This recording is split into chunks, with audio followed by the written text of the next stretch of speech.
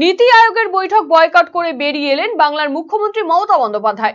বাইরে বেরিয়ে এসে তৃণমূল নেত্রী সাংবাদিকদের সামনে অভিযোগ করে বলেন, অসম, ছত্তিশগড়, গোয়ার মুখ্যমন্ত্রীদের দীর্ঘ সময় বলতে দেওয়া হলেও আমি যেই বলতে শুরু করেছিলাম ওরা আমার বলা বন্ধ করে দিল।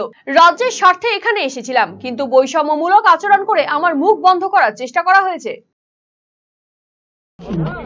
কিন্তু আপনাদের পরিষ্কারভাবে বলছি, আপনারা বাজেটে আমাদের বঞ্চনা করেছেন, আপনারা বাংলার সমস্ত উন্নয়নের প্রজেক্ট বন্ধ করে দিয়েছেন, আপনারা বিরোধী দলের কোনো রাজ্যকে কোনো সুযোগ দেন না, এবং আপনারা আমাদের 3 বছর ধরে 100 দিনের কাজ বন্ধ, প্রধানমন্ত্রী আবাস যোজনা বন্ধ, রুরাল রোড যোজনা বন্ধ, সমস্ত কিছু বন্ধ করে রেখেছেন।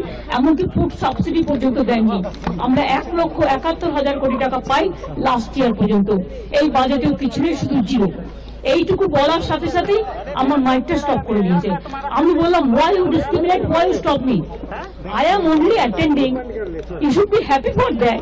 Instead of that, you are giving more scope to your party, your government, and you only me on behalf of opposition, only I am there, and you stop my mic. আপনি আমার mic বন্ধ করে দিচ্ছেন। আপনাদের এই বঞ্চনা আমি মানি না, তাই মনে রাখবেন আমি চললাম।